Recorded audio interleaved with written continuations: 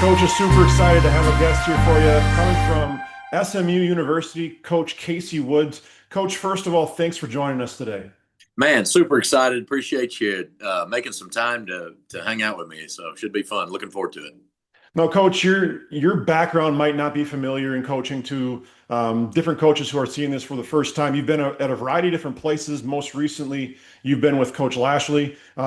Tell the coaches just a little bit about what your coaching background is, how you got here to SMU, and kind of the things that you've gone through throughout your coaching career. Sure. Well, I guess I'm a coach's kid. So I've been in this business for 42 years now. But I my dad was a college coach. We bounced around a little bit. I finished high school in Starkville, Mississippi, and then played football at the University of Tennessee. Kind of went up there. I knew I wanted to coach. I was able to see, what my dad, the impact he had on a bunch of lives, and it's a unique profession because it's a lifestyle more so than a job, And so we did the challenges of moving around and doing some things, but you get to do cool things as a coach's kid too, and had a lot of fun with that. So when I finally decided that I did want to get into coaching and do that, I knew at a pretty young age that I wanted to, but it was both my parents were pushing back a little bit. They wanted me to be sure that that's what I wanted to do. And, obviously there's some difficulties on your family and some strain that exists that was there. So, but we pushed through that. And I knew that was one thing that I was, as a coach, I knew what I wanted for my family, right, moving forward. And so I'm blessed. I got a great wife and 5 kids, and we have a big time. But anyway, to answer your question, I got done playing at Tennessee. One of the reasons I went to Tennessee is because, I'd asked Coach Fulmer, hey, if I do everything right here and there's an opportunity, would you give me a chance to be a GA? And I did that when I first went to Tennessee. So I did, and fortunately he did. And so he gave me that opportunity. That was 2008. And so I just kind of transitioned from being a player right there into a coach. Coach Cutcliffe had just left to go to Duke, so we hired Dave Clawson, and just kind of it was unique because I kind of got to network there in my first year, not with guys that I had played for, but this new offensive staff that had come in. And so we ended up staying a year. That was Coach Fulmer's last season. They fired us at the end of that year. And then I had a position coach of mine named Trooper Taylor, who works at Texas A&M now. And Trooper landed on Gene Chiswick's first staff at Auburn in 2009. And so I went kind of as just an entry-level guy down there, moved back into a dorm when I was 25 years old and just, trying to find our way. So, but we did sign a guy named Cam Newton after our first year there. We went to win the national championship in 2010. So I kind of joked that, I got fired my first year in coaching and won the national championship my third. So everything else has just been kind of in between emotionally. So but it was a great experience, and I ended up working for 7 years for Coach Malzahn. So I worked 3 years kind of as an entry-level coach. He hired me as the receivers coach at Arkansas State, and then we immediately went back to Auburn in 2013, and I kind of worked 3 years as an off-the-field role. I ended up finishing, I think, as director of player personnel, and I was kind of at a crossroads. Boy, do I want to get back into coaching? Because if I do, then I need to, or do I want to, stay in this off-field role? And I wanted to get back into coaching, and so I had a chance with Bill Clark. They had shut down UAB's football program, and they were and they brought it back pretty quickly. And so I was working there. I had some connections with Bill, and so he hired me as the receivers coach in 2016. And we actually didn't play in 2016. So went up there. It was masterfully orchestrated by Bill, but we kind of played a season without any opponents and went through that in 2016. Recruited, ended up spending 4 years at UAB, and we won a conference championship, won 2 division titles, school's first ever bowl game. We did a lot there, and that was a lot of testament to Bill for what the vision he had there. It was a ton of fun to work there. And we won. And the year that I left, they won the conference championship again. So really, he had built a sustainable product by that time. So the 2010 national championship at Auburn, we had three offensive GAs, and one was me. One was my boss, Rhett Lashley, and the other one is Eli Drinkwitz, who's the head coach at Missouri now. So I'm just glad I was nice to those guys. And so I spent 4 years at UAB. By that time, Eli had gotten the Missouri job. He hired me. And that was kind of my first big break. I got into the SEC, had a chance to coach and recruit and do those things for a couple of years. I thought that there was a place for us to have a lot of success at Missouri, and I think we started it down the right track. And I wasn't looking to leave. I worked for one of my best friends in the business there. It was a great opportunity. And then Coach Lashley gets the SMU job. He had been at SMU, goes to Miami, comes back. It was a chance to coordinate, chance to be with him. And it just, so, sometimes God's just got different plans than you do in your own head. So we came back here and took a little bit of a risk, leaving Power 5 and coming to a place that it was just trying to get out of its own way, I think, for a long time. And then they did, and we did. And we, it's been awesome to take off here. There's very few coordinators that have gotten a chance to get promoted from a G5 coordinator to a P5 coordinator without having to change jobs. So that's been a huge blessing, to what it is that we're doing here. And I think that we're finally building a program that's sustainable at this level. And, obviously with the playoff run that we made last year, think that we've got a chance to do that again here in the next, couple years and got a good team, got a good product. There's not really ever been a better time to be at SMU than right now. And so it's a lot of fun to be here. So that's kind of how I got here. Well, Coach, take us back a little bit to your days with being a GA, being with Coach Drink and being Coach Lashley. I don't know if, all the listeners really understand the demands of, what a GA has to go through, especially probably at that time in your career. But we're among two of probably the most prolific, some of the most up and coming coaches here in the country. What were some of the things you learned during those GA years with those two men? And what are some of the things that maybe a memory of yours that maybe steps out or stands out that, I knew these guys are going to be special maybe because of an experience you had with them? Yeah. We got down there and Coach Lashley had been in coaching and kind of got out for a couple of years and then he got back into it. And then he and I were together in 2009. And then we had a guy named Chris Martin who left to take a coordinator job, and we hired Eli from the high school ranks there in Arkansas. And both those came in, and it was, if you don't entry level, it's entry level anywhere you go. I think there's some, bravado that exists in football coaching. That's none of us had any idea what we were doing, but we were down there and we all had opinions about what to do and how, it's when you're at that age, you think that if you ever called a play, it would never not get a first down, Mm-hmm. And so there's lots of learning, curves, learning points with that. I think Coach Malzahn did a lot for me in my career. Also, Eli and Rhett, and put us kind of he held us accountable and put a strain on us that was that really pushed us. And those are the fun years. I wouldn't change my life for anything right now with the wife and 5 kids that I have. But those are the fun years, man. You're single. All you got to do is work. And so you just I lived in a dorm across the street from the football office, so it's like. There's such an exponential learning factor that takes place during those times just because of the real-time reps that you're getting, and learning ball and figuring this, and you're doing clerical work, and you're trying to incorporate technology into a group of men that don't use technology all the time, and so there's lots of things that were going on. Obviously those two guys are, like you said, they're bright spots in college football right now. I think they're leading the way in a lot of things that we do. I'm very blessed to have worked with both of them and still with Rhett now. You always knew that they were incredibly smart. You always knew that they had a charisma about them that was there, and they were both very unique. Eli's very different than Rhett.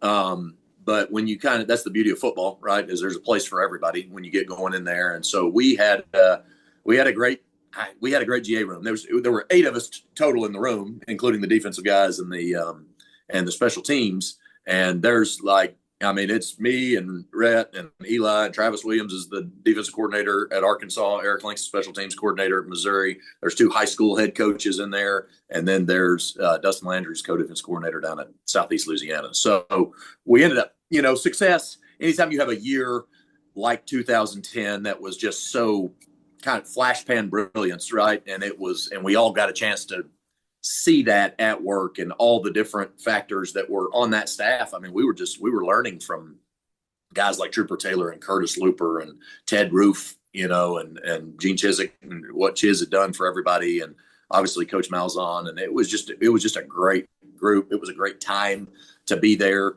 I was the single guy. Rhett had been married for about a year and a half. Drink had been married for about a year and a half, so I was probably, in their mind, they probably thought I was the wild horse out of the bunch.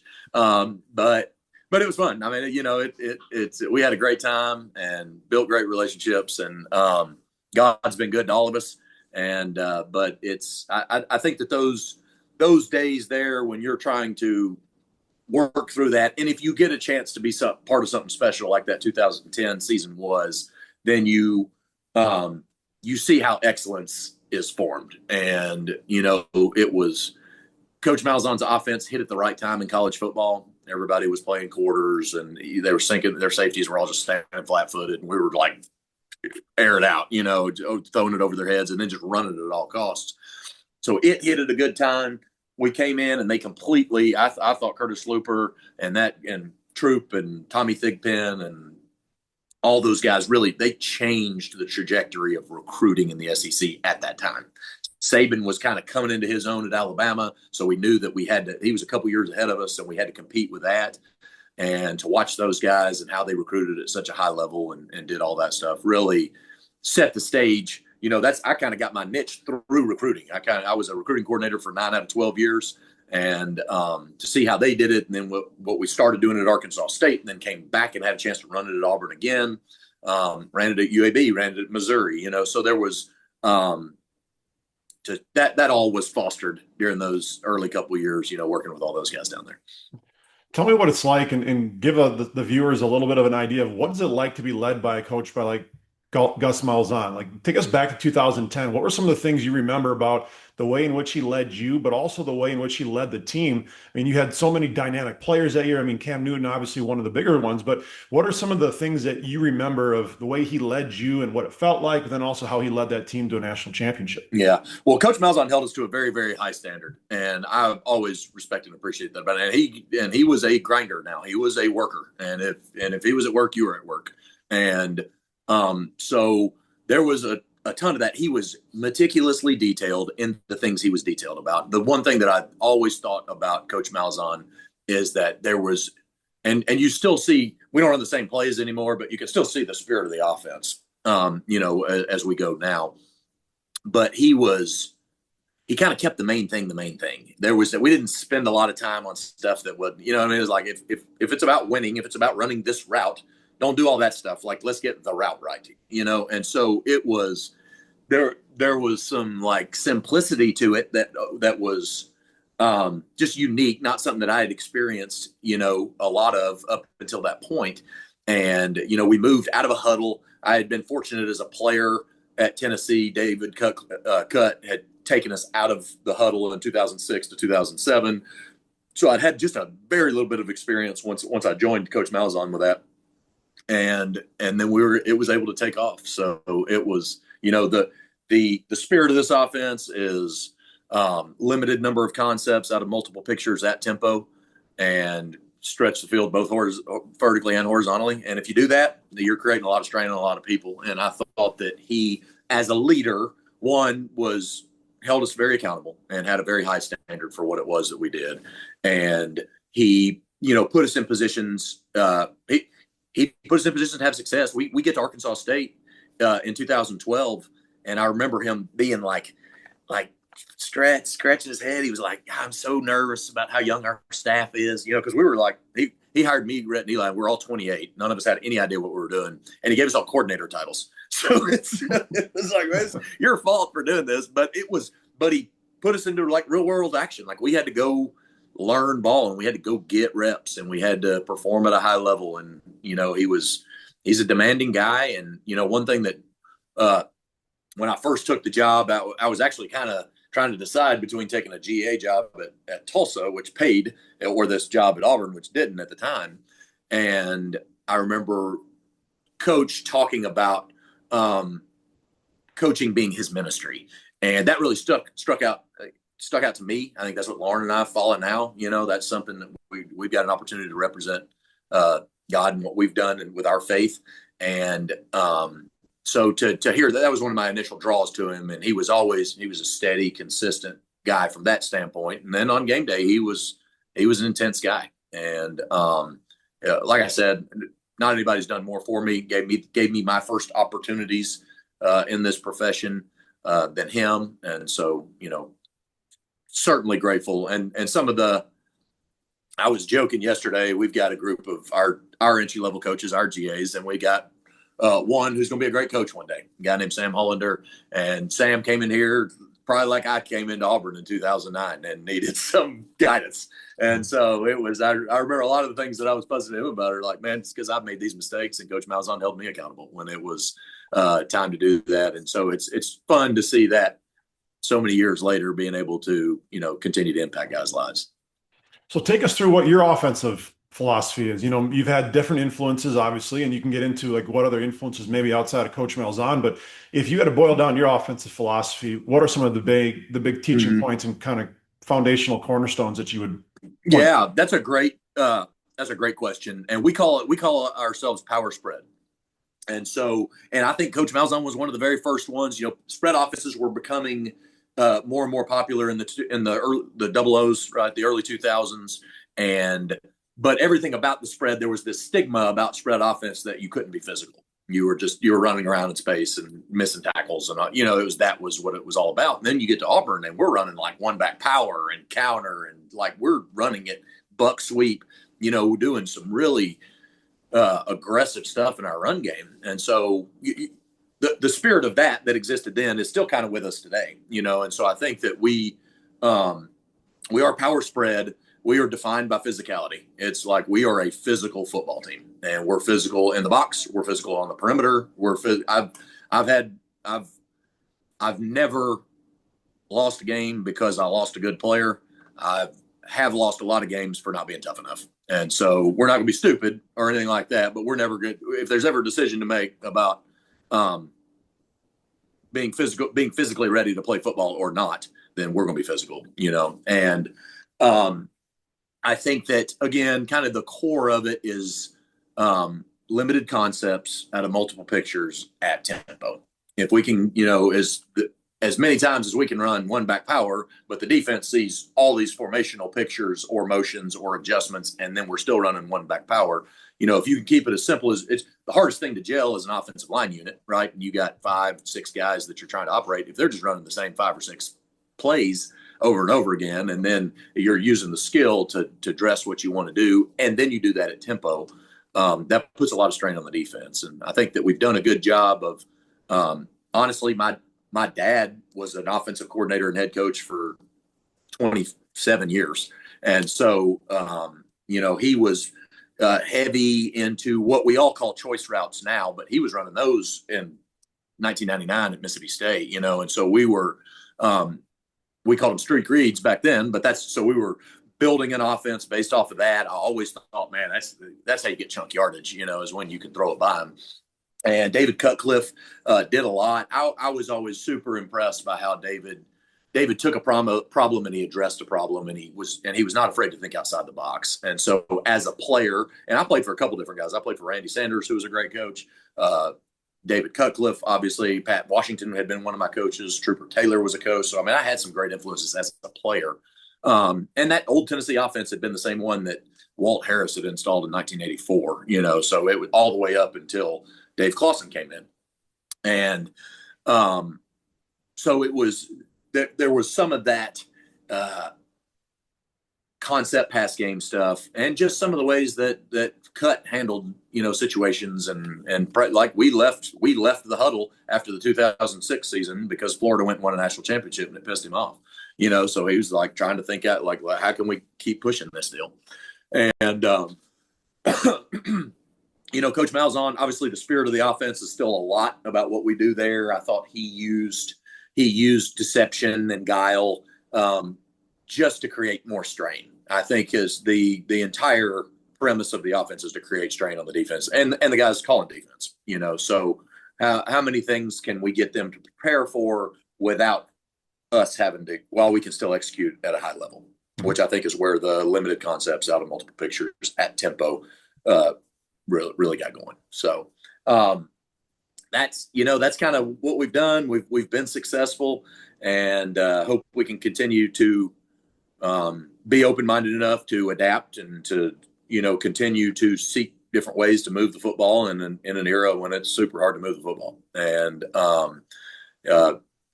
it's been fun. It's good. I think that staying in touch. I worked for 2 years at Missouri. It's a very different offense than when we got down here at SMU and what they've done. But still, if you kind of look back at where we all came from, that spirit of the offense still exists. No, you keep mentioning, the idea of a limited amount of concepts, dressing it up a variety of different ways. How do you come up with what is the right amount of limited number? So what I mean by that is like, is it a limited number of run concepts, meaning 4 or less? Like, do you have a number in mind, or is it based off of this is how many plays I feel we run really, really well? Do you set a cap on it? Like, if you understand my question there, what No, makes yeah, the no, I do. I limited think that's number? great. We have four base run schemes, right? 4 base run schemes, and we're great at that. Now we have auxiliary runs, so you're not going to only see those 4. You know what I mean? There's times where we'll run a jet, or we'll run a trap, or we'll run something that hey, this is the unique look that we saw that week. But we're going to be great at the things that we got to be great at, right? And so we have about 4 run concepts. We have 4 to 6 if you include third down, red zone, maybe 7 pass concepts. And then everything else is kind of just built structurally out of that. It's how can we push our tempo? It's what can we do there? And then how do we create our shots? It's we want to we have a pile of plays that are vertically attacking plays, right? These are our shots. These are our choice routes, generally kind of fall into that category. And then we got a pile of plays that kind of attack horizontally, right? That you may see in dead ball situations, right? A 2nd 10. There's some things like that just kind of help us categorize and carry into a game plan what it is that we want to do. So I don't know that there's an exact dead number that's like this is the sweet spot. I remember we finished 8th in the country at UAB in 2018 in rushing, and we ran inside zone and GT, and that's it. And and we ran over everybody. But so I think that every team's got its own pulse, right? You got to know what you can do. I think one of the best things that we do offensively, and coaches got this saying all over the building and what we talk about all the time, is players, not plays. So it's like, what do your guys do the best? And that's what we need to find ways to get them. If I'm on the left hash and I'm on the left hash on 3rd date, I got my Jordan Hudson throw and I got my Romello Brinson throw. And this is the play, and the ball may go to him, it may not, but that's what I'm trying to get done. And if I can get that ball thrown to him, and he's got a chance to compete in a one-on-one setting, then more than likely our quarterback and him are going to make it right, as opposed to me trying to draw up a way for him to get wide open or something, So we're a big player-driven offense from that standpoint. And I think that kind of answers your question a little bit from the standpoint of what can our team do, and our team drives what that number ultimately ends up being. How exactly do you guys, like, when I watch you guys just from an outsider and I watch the incredible tempo that you guys play with, you're playing with conviction, you're playing with confidence, you guys are lining up fast. How do you build that into an offense? Maybe for a guy who either hasn't really got much into the tempo, or a guy who's in tempo that's saying, I want to become more efficient. What are some of those big teaching points that you guys use? Sure. Well, I think that the first thing is it's so hard to recreate the desperation of a 2-minute drill. And I think the genesis of this offense for Gus Malzahn was a 2-minute drill in his mind. But you just can't create that kind of urgency in the middle of the 3rd quarter with 9 minutes to go unless you do it all the time. So I think that you have to, if you're going to be a tempo person, then you need to start as a tempo offense. And we do. So everything that we do is guided, it's preached, it's coached, it's talked about, it does that. Then when we get into game time, there's situational times that we have to, I mean, we're not going to tempo 2nd and 10, so you got to get lined up, and that's where you operate and call your game, the way that you need to. I do think that, so from that posture, right, from the posture of a tempo that bleeds to your entire program, right? So our summer program, they're running in between racks, and they're, there's everything's constantly moving, and you're trying to produce this, whatever a number of rep count would be for somebody in a traditional, in a game for us, as you're looking from anywhere from 75 to 85 reps. You build that into your culture, and you kind of have a chance to do that. And we start every single day year round.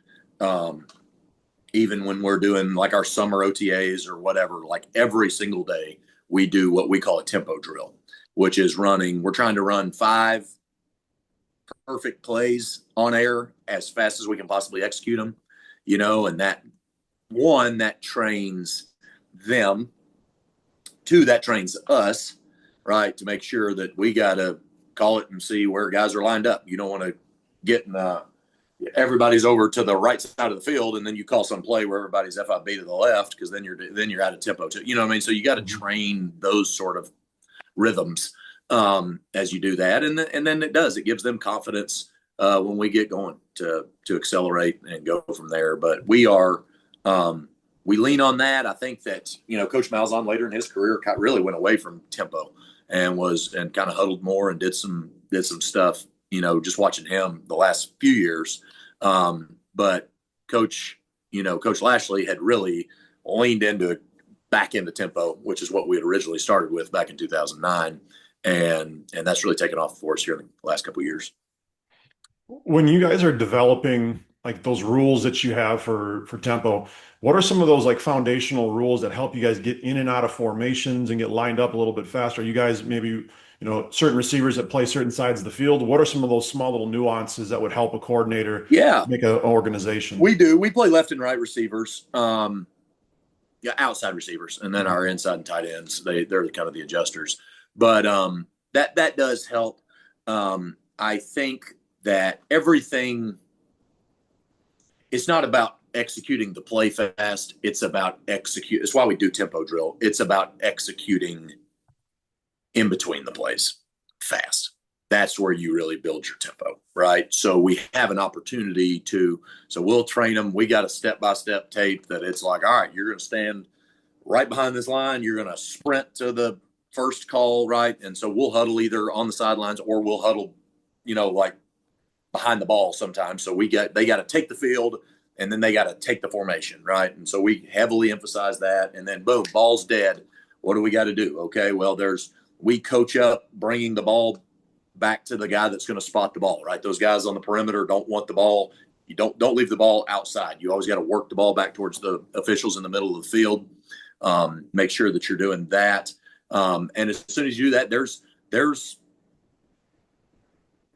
keys about finding your communication system, however it is that you're communicating the play in. You got to, as soon as the play's over, then all the skill players, or however it is that you're communicating, right? For us, all the skill players' eyes go to the sidelines to receive the next call, right? And so they've got to be moving formationally to where it's going and then receiving the call as it's going. So there is a trained instant of these guys. Sorry, so you're training that in between plays, right? Those rhythms that you got to do there. I think you're training the offensive line for us to find the ball and move to the ball, find the ball, move to the ball, every time it's dead. And so you train those things.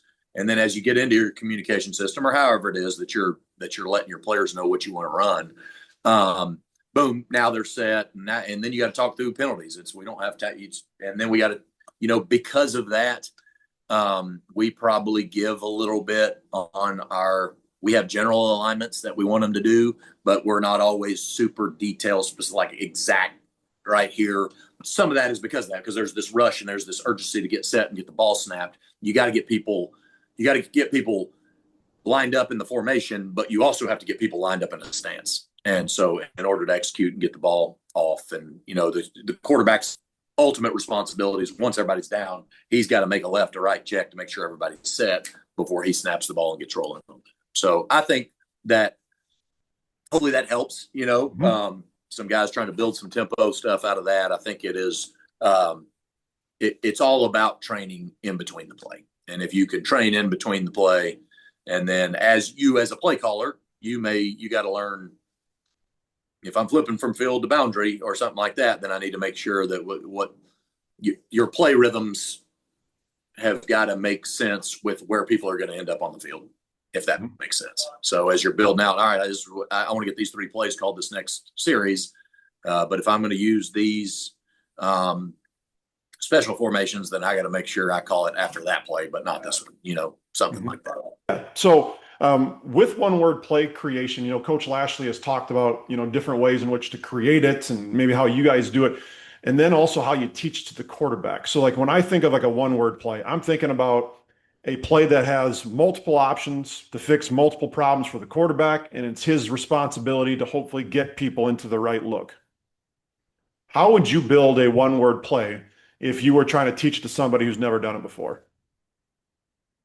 That's a great question. I've done it a number of different ways. I think that this kind of goes back to your tempo question just a minute ago too, is I think the more precise and succinct your communication, the faster you can play. And so that's a lot of these one word plays came from that, right? It came from the ability of, I just wanted to run that play that they know without having to say 15 words to get it run.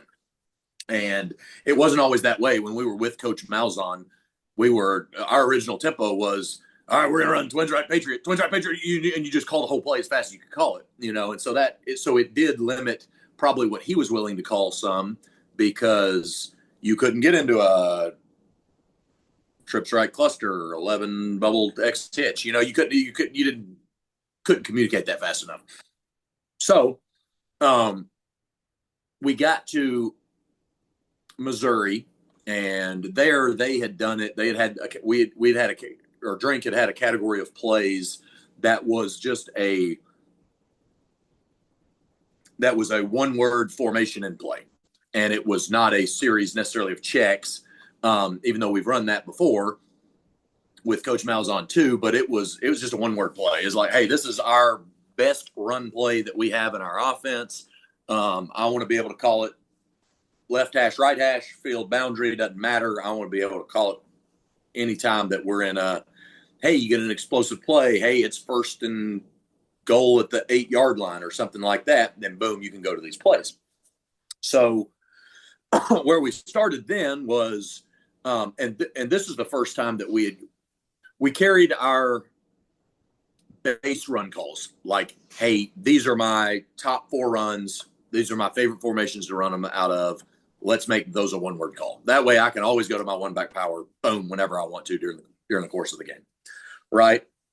And then you built off of that. You could build like a naked off of it. Hey, let's take this. I got one naked that I can always call, that I don't have to find it on my call sheet and how we're calling it this week. It's just that. All right, naked, here they go and run it. And we had a shot play designed into that. And the genius behind it, one, is that everyone always knew that if you called this one play, you were getting in 3-by-1 and running one back power.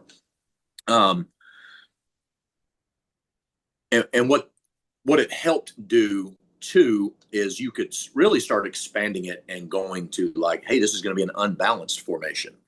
Or you've got, you could take some of your harder calls from your playbook and make those one word calls. We have an unbalanced play that's a read for the quarterback that he can either pitch a jet sweep with 2 lead blockers or turn around and hand off stretch lead to the boundary. And that would be an enormously long sequence to call.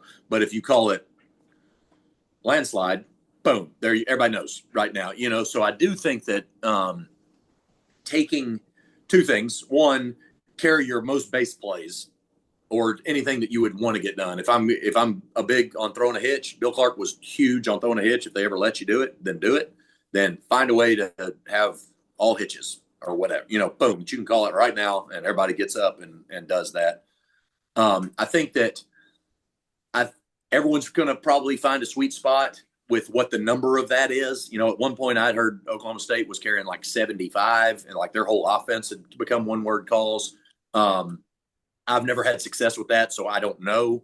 But, you know, we kind of got up maybe the last year at Missouri to like 19 or 20. And then when we went back and looked at our postseason deals, we called them, you know, we ended up calling 4 of them 100 times and all the rest of them. So you kind of got to be smart with what you're comfortable calling.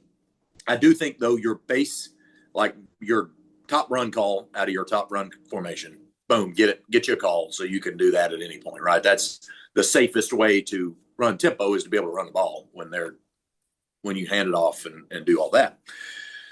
And then take those really complicated, maybe it's a read for the quarterback with a jet sweep stretch option, or you got take one of those that's really hard to call, make that your one word call, because that's something too that at tempo the defense is having to adjust to an unbalanced jet double blocker, but they're having major adjustments that they're having to deal with too on the fly. And I tell you something that I'm giving you kind of progression here.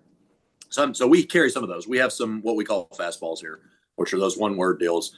And then we got into a deal called turbo formations, which I think it's similar. It's a similar concept from the standpoint that we've got one word formations as opposed to formation and play.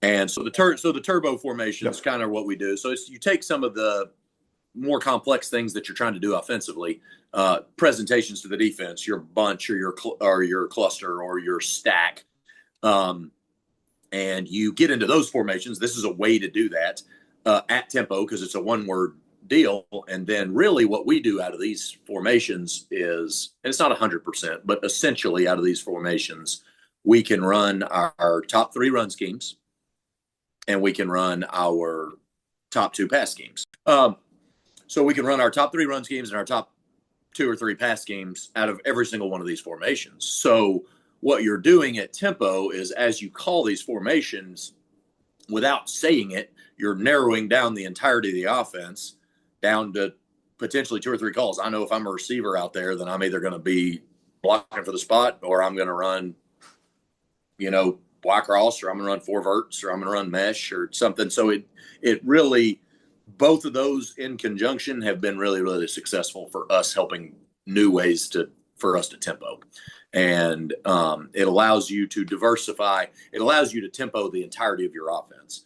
And so that's what I thought for years with Coach Malzahn, is because there wasn't a mechanism to communicate it. Then he just kind of stuck to the plays that we could, and we were good. I mean, don't get me wrong, but this allows you to diversify and cover a lot more of your offense, in my opinion. So that's been really good for us. Deep choice routes. They've become a little bit, in vogue as of late. It wasn't as much in vogue, probably until, Bryles really kind of popularized it, and then more and more people have gone offshoots of it. It's one of the things that you guys do incredibly well.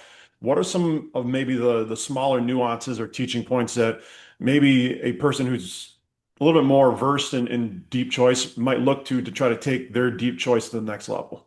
Yeah, I think the first thing is you got to figure out how your receivers are going to respond to steps or yardage. That was always, as a receivers coach, I think that you kind of you've got target yardage that you want to hit, but everybody's legs are a little bit different. So you got to make sure that you can teach specifically and individually with each player exactly how you do that, right? So Coach Likens here is a big 4th outside step, and he wants to run. We burst and we rep it, and we rep it hard in order to do that. Now we max protect with our choices, meaning that we're 7-man protect, and we will and we'll run like a secondary, sit route, kind of a middle curl for the inside receiver, and the 2 outside guys have that. But we will switch up and have the inside guy. He'll have the choice route. I think that's a good, an adjustment. So every receiver that you have on your team has to know how to run a choice route. And once we do that, the other part of that is that we will get into some of those formations that I'm talking about, some of those unique special formations, one word formations, and we can do it. Now you're doing it out of stacks or bunches or something like that. And it really puts an interesting twist on being able to, again, limited concepts out of multiple pictures at tempo really gives us. So I think the first thing that you got to do is you got to decide how you're going to get your receivers on the field where they need to go. And the big deal, I mean, my dad in the 90s was telling them, you got 10 yards to beat this guy. And that's what I want you to do. I want you to beat him. And if you're beside him or by him, go. And we're going to throw the ball. Now, my dad was a spot thrower. So it would be, hey, quarterback's 40 yards, top of the numbers. That way, receiver, however he's trying to win, he ain't got to look back and try to judge the ball. He's just got to run as fast as he can 40 yards on the numbers, right? And I thought I thought we were pretty good then when I was in like high school and stuff at understanding where the quarterback knew where to put the ball and to do that. And we do less of that because we really incorporate back shoulder fades, and that's a big part of what we do too. So you can't really have a spot throw if you're going to be able to do that. And so we have developed back shoulder fades but if you're first starting out in choice routes and you're trying to do that, it's not bad if you got a high school quarterback, instead of trying to master these throws and trying to find a guy that can make great deep ball throws, and we recruit that, right? Then maybe you got a field spot. He's got a field landmark. He's going to go try to hit the field landmark. That lets him know where it's going. That lets the receiver know whatever happens, I got to fight to get to that point on the field.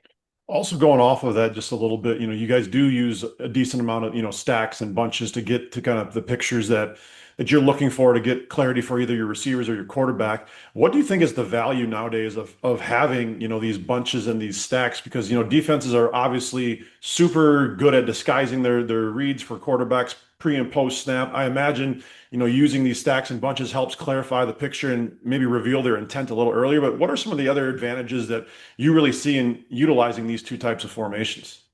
Yeah, it's something else that they have to prepare for. Generally, it's an adjustment call, right? So it's an adjustment formation for you. It's an adjustment call for the defense. So if they're calling formation off of picture, they may, the worst thing that they can have, and sometimes that if we can find this as in our film study, if you can find somebody that has one check to a bunch or a stack or an unbalanced or something like that, then I know how to get them lined up and I can do what I want them to do.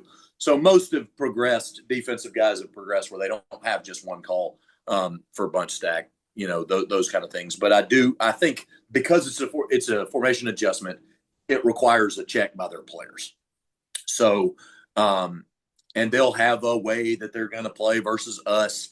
Sometimes our closed formations have to do with shots. And so it'll back them up out of there if you want to do that. And then sometimes that cleans, you get them high. Now you can clears up your run box a little bit better and does some things like that. So it helps with tendencies.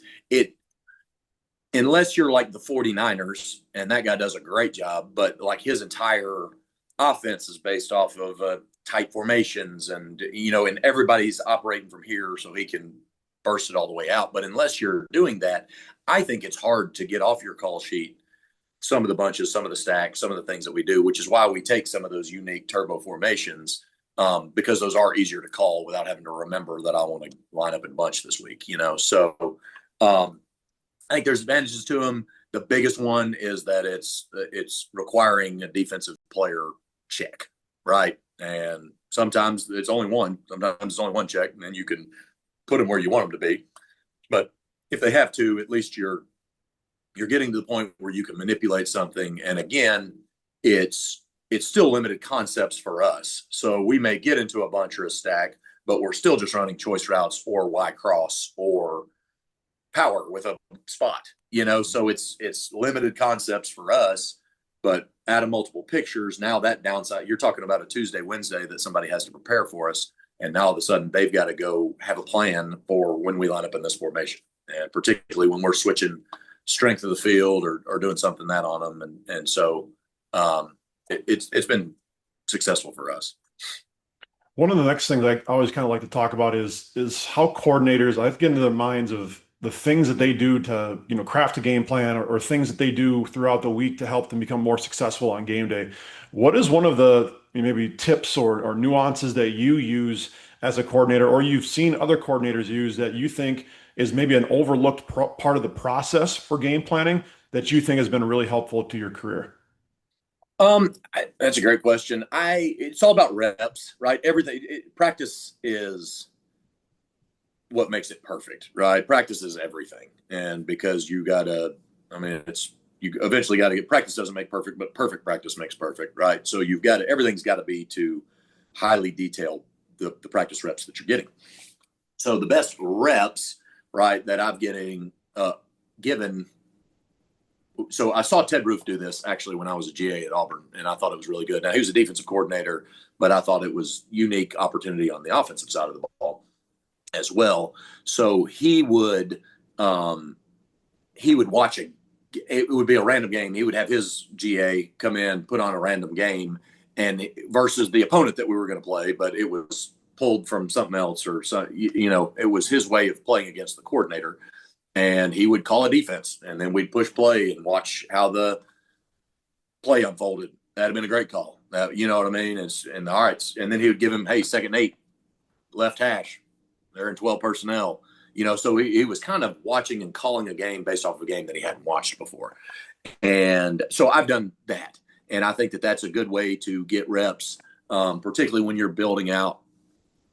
What you end up finding out is like, oh man, that felt like he blitzed every 3rd down. Well, he did that game, and so, all right, well, I got to make sure that I'm not empty protection here or whatever. And so I think that there's a way there's endless film that exists out there now. And now you have an opportunity to go call a game and just watch the play, call a game, watch the play, get your down and distance. It doesn't matter. Maybe I call a shot here and in the next play, 2nd and 9, that's fine. Doesn't matter. I'm banking reps of, how they're playing it. So that's been one of the best things that I've done. It kind of trains your rhythms before you get into a play calling mode. But I enjoy doing that. Got 2 questions here left for you, Coach. The first one is going to focus mostly on tight ends. One of the things I've read up on your career is you have coached tight ends. You've coached very successful tight ends, and as you've seen kind of at least the trend, professionally, but also in the college game, the tight end's becoming more and more of a factor and such a valuable component to a lot of modern day offenses. So 2-part question here. Number one, what do you believe, or what are some traits you look for when recruiting certain tight ends to use within a modern offense like yourself? And then second, what do you think are the best ways to utilize a tight end in the modern day game? Oh, great question. I knew very little about tight ends, and I got to UAB, and we had hired a coach. So we had kind of 2 receivers coaches, me and Larry Smith, who's at Memphis now. And we started that first year with 2 receivers coaches. Then we changed coordinators, and so I moved in and started coaching the tight ends when Bryant Vincent got there. I'd done it a little bit with Les Kenning, but kind of took over him full time once Bryant showed up. And so I was just like learning from square one, and I love it. It's one of my favorite positions to coach. And I think that you're right in the sense that over the course of the last 25 years, the tight end's we've lost our way with, right? The tight end is like, we want him to do everything, and we want him to play 4 different positions, and he's got to be great. So, that kind of, in recruiting, you've got to find these super versatile guys because it's the most versatile position in our offense. And we have had successful offenses. I think that I'm going to have the best tight end room in the ACC this year, specifically for what we do offensively. I think RJ Maryland and Matt Hibner are both NFL players. It's going to be a lot of fun to have those guys, available to play. And excuse me. But so when you are recruiting, I think that there's still 2 avenues because you're still trying to get somebody. You got to be able to execute your run game and your pass protection. But anymore, you have to have the component of being a threat in the pass game, and which is everything, right? So you have to do everything to play this position. But so if I could recruit a guy that was kind of raised on the perimeter, maybe a oversized receiver or something like that, teach him what I want him to do in the box as long as he's got some physicality about him, right? And then also maybe take a guy that was raised in the box, whether some high schools play with the tight end, some don't. So it may be like a defensive end that plays receiver 2 or something, so you get a guy that was raised in the box that understands that part of the game, and then put him, teach him what you want to do on the perimeter with that. So we do that. The biggest deal is you've got to be able to win a contested catch downfield. And so now that may mean you run by them. That may mean that you just jump up over top of them and catch it too. So those can look very different, even though, but you need to be able to make plays on the ball. Obviously, you have to make plays on your opponent. So there's physicality has got to show up on your tape in certain ways. And then in our offense specifically, you have to be a great space player. So if you can't move laterally, if you don't understand space, then you won't have success here, because because we play fast, we don't substitute. So we don't have a 2nd and 10 tight end, a 3rd and 7 tight end. It's just like, who's in the games? You got to be able to do everything. So I think that's kind of what I'm looking for from a recruiting standpoint. I think that when a good tight end can change your offense, it really can. And so I think that if you're at a level, you're looking for big athletes that are good in space, that can make you're looking for a basketball player or maybe he's the backup defensive end and he can't do this, but he's got some physicality and he can run good. And, and there's ways to find those guys, because I tell you what you do is, as you put more tight ends on the field, and I hope that we get a chance to do that this year with RJ and Matt, you can get into 10, 11, and 12 pictures without ever having to substitute. And that puts just another layer of strain on a defensive coordinator, because now you got to decide, how am I going to play this with a nickel Sam? Am I going to play it with a linebacker? How am I going to approach it? Because if you go big, then we can spread out, even if we're in 12 personnel. And if you go small, then we can tighten up and run it over you, even though you're playing, so I think that puts a layer of strain. And so if you have an opportunity to do that, now we would consider ourselves an 11 personnel picture offense. So majority of what you're going to see is still going to be 11 personnel pictures, but so it's not like your traditional 2 tight end, just 12 run over you all, it's not necessarily that. It's you've got to be athletic enough in space to give us some flexibility with what we want to do offensively. So I think that a good tight end allows you to get into multiple pictures, particularly if you're a tempo guy. And what it does is he can be a huge influence on you running the ball still, while not taking away your ability to get in some of your 4 wide stuff that you like. And I think that that's the best thing to do with finding a guy that can play tight end. And even if maybe he's not an elite receiver. And I remember Wake Forest, 15 years ago, used to take their tight end and trips and line him up all the way outside, because that's a guy that probably doesn't get as many balls in 3-by-1 open. But it was just a way to, keep the tight end on the field so they could play in their tempo, but then finding places to put him on the field that kind of still protected the offense for what you were trying to get done. All right, Coach, last question I have for you. I want you to put on both your coach's hat here, but then also be a little bit of a fan as well, or maybe a historian here. I want you to look in the future here in February 2026, and we're looking back on the 2025 SMU football season. What are we going to look back at the 2025 season from the SMU Mustangs and say, this is what the team was all about? What was the story going to be told for the 2025 SMU football team? That's a great question. I think our head coach told us kind of our mindset this year is prove it. And I think that we're back-to-back 11-win teams, won a conference championship, lost a conference championship, college football playoff. There's a lot of people telling us that we're good right now.